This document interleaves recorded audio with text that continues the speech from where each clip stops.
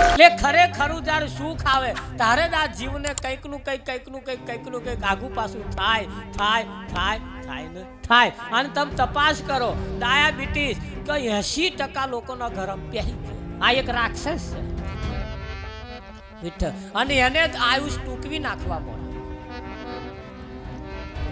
આ રાક્ષસના મોઢામાંથી જો બચવું હોય તો ખોરાકને સુધારવો પડશે, ચાલ ચલકતને સુધારવી પડશે, વિચારોને સુધારવા પડશે, સારા સંગ સારા લોકોની જોડે બેહવું પડશે. ખરું કે નહીં?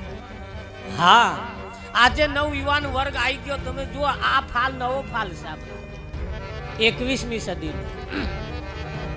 રાવજી જેને ભજન તો નહીં ફાવે એની પાસેનું કારણ છે કે આગળ વાળા એવા સંસ્કાર આલ્યા જ નહીં એટલે નહીં ફાવે. અને લોહીમાં પડ્યું હશે તો એક દાડ બોલશે, લોહીમાં પડ્યું હશે તો એક દાડ બોલશે. અને જો લોહીમાં નહીં પડ્યું હોય તો ક્યારેય બોલવાનું નથી.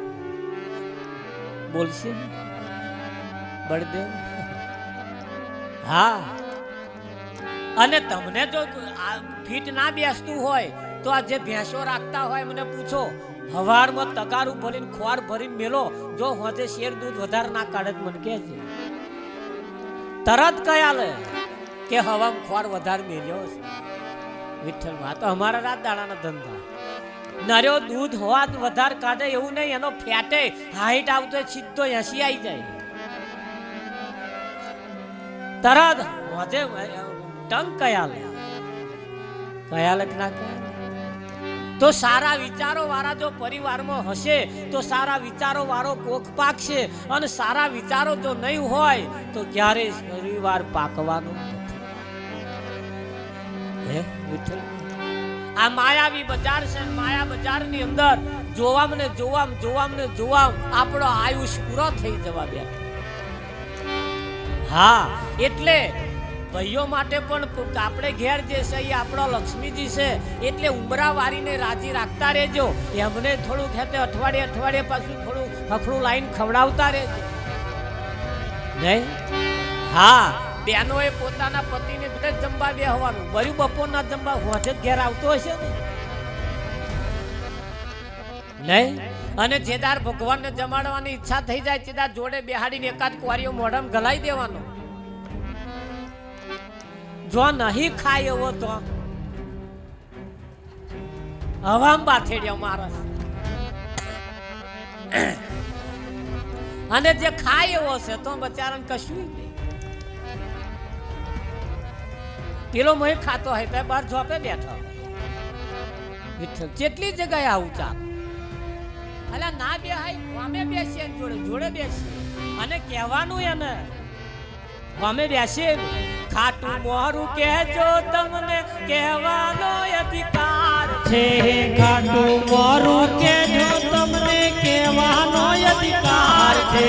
પૂરણ ભાવે જમજો વાલા પીરસી મે થાળી, પૂરણ ભાવે જમજો વાલા પીરસી છે થાળી.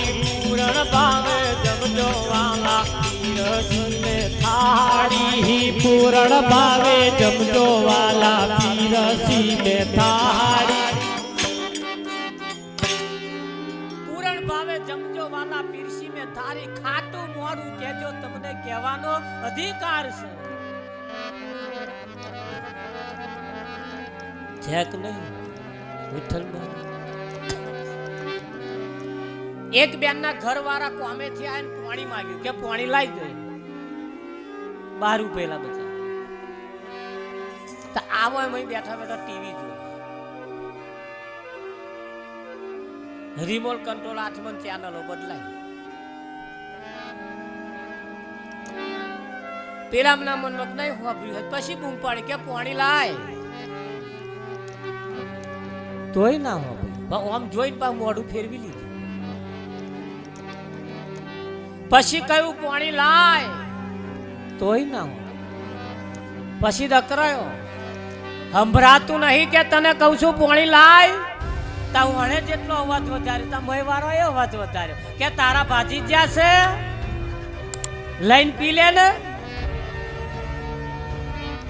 લો પેલા વિચાર કર્યો મારું સારું આપું આટલું જ હક પણ પાલો પાણી પાવા તૈયાર નહીં. બાઈક લઈને આવ્યો તો પાછો નાઠો રીસ ચટાઈ શું રે કરવાનું કે અમને ગરમ રહે સીધું જેટલી સ્પીડ હતી એટલી ઠોકી અમે મોટું જીસીબી આવતું જોડીને ઠોકી. આપણે એવું ના કરતા પાછા.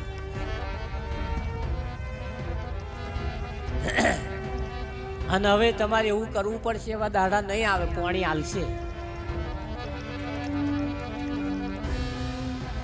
પરિણામ આવું થશે એવું હું આજ કહું એટલે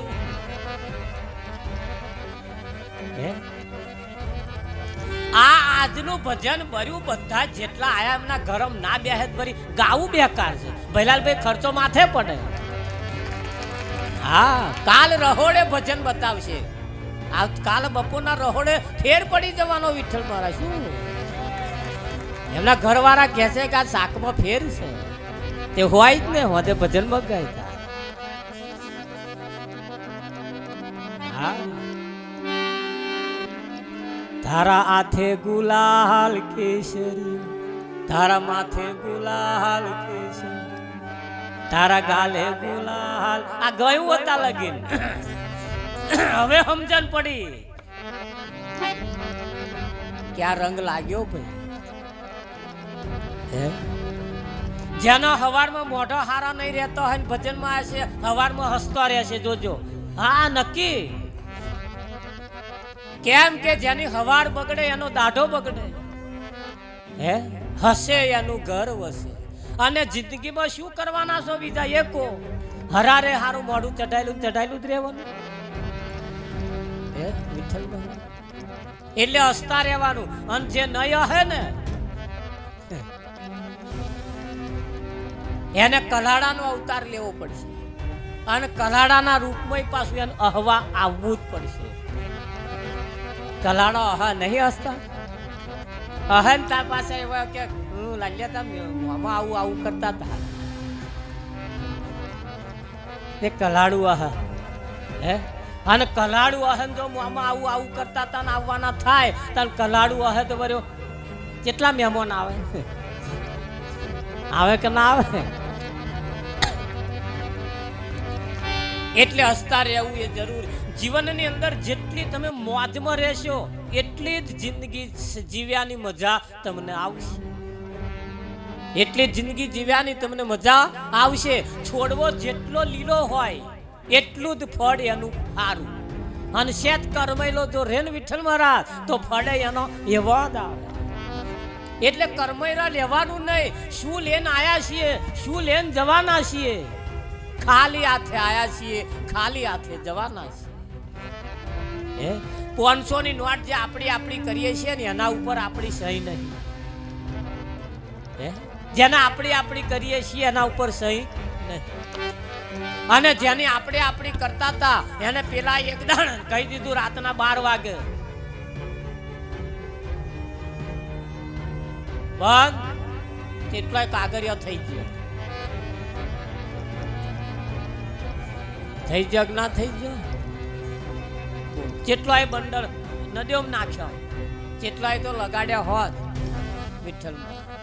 હજુ એક જણો 500 નું બંડલ આખું લઈને ફરે. આ રહ્યું મહારાજ પણ શું કરવાનું. વાના હાથું મેં એક જણનું ખીચું કાપી દીધું.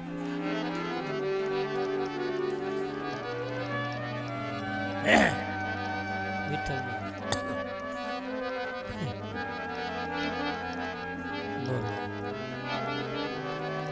એટલે હસતા રહેવાનું ખુશ રહેવાનું મજા આવશે.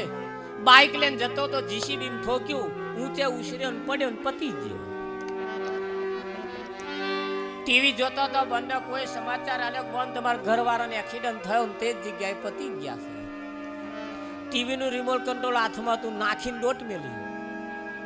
બોલો કઈક ના ઘરમાં ઉધા નિયમ છે. ટીવી નો રિમોટ કંટ્રોલ એમના હાથમાં હોય પણ એમના ઘરનું રિમોટ કંટ્રોલ ઘર ચલાવવાનું, ટીવી ચલાવવાનું રિમોટ કંટ્રોલ હાથમાં હોય, પણ ઘર ચલાવવાનું રિમોટ કંટ્રોલ પિયરમાં પડ્યું. તો અહીં ચેનલ બદલાતી. બોલો, લગન થાય એટલે તરત જે પેલા થાપા નહીં મારતા હોય એ ઘડી એક રિમોટ કંટ્રોલ તો મૂકીને આવે. હવે અહીંના રિમોટ કંટ્રોલ પ્રમાણે ઘર ચલાવવાનું. ખરું કે નહીં? અહીંના રિમોટ કંટ્રોલ પ્રમાણે ઘર ચલાવવાનું. દીકરી જ્યારે પરણીને સાસરે જતી હોય ત્યારે દીકરીને આશીર્વાદ કેવા આપવાના કે બેટા જે ઘેર તું આજે પગ મૂકવા જઉં છું એ ઘરમાં ઘરના નિયમ પ્રમાણે રહેજે, તારા નિયમ તો ના બતાવતી. જુઓ પછી એ ઘરની સુવાસ કેવી આવે. હે પણ આ તો આશીર્વાદ. હા જો બેટા, હા હા હું કે ભરવાનું નહીં. હા લે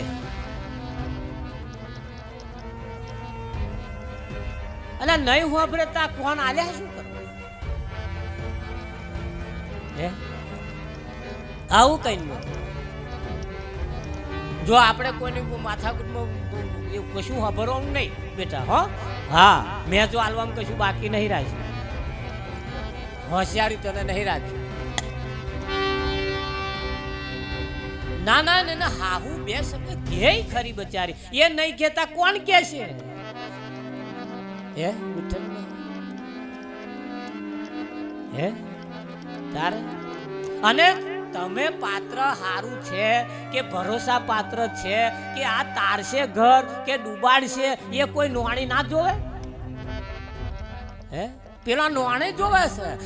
એક આ બોનો માટલું લેવા જવા વાળા એમ ટકોરો મારીને લાવે. નહીં લાવતા.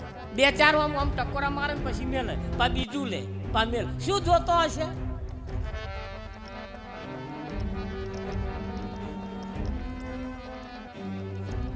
એ જોવે. ખોખરું જ નહીં ખખડતું. તા હાહુ બે ટકોરા ના મારે. બહુ કઈ ખોખરી ખખડતું હોય કોઈ કહેવા જેવું હોય કે એટલે કદાચ હાહુ કકરાટ કર કરતી હોય, ઓંધા ખોંચા કાઢતી હોય, એટલે હવે ચિંતા કરવાની બહુ રીહમાં ચઢાવવાની જરૂર નથી. કેમ કે હાહુ તમને હાહુ બનતો શીખવાડે છે. તમારે કાલ વારો આવશે કે નહીં આવે? એટલે પરિવારની અંદર જો હળી મળીને રહેવું હોય, શાંતિથી રહેવું હોય, ઘર સંસાર જો સારી રીતે ચલાવવો હોય તો આપણી રીતે નહીં પણ જે ઘેર ગયા છીએ એ ઘરની રીત પ્રમાણે આપણે સેટ થવું પડશે. કે ના થવું પડે તો જ આ સંસાર સારી રીતે ચાલે છે. બાકી આપણે તો જેનું હતા ખોચા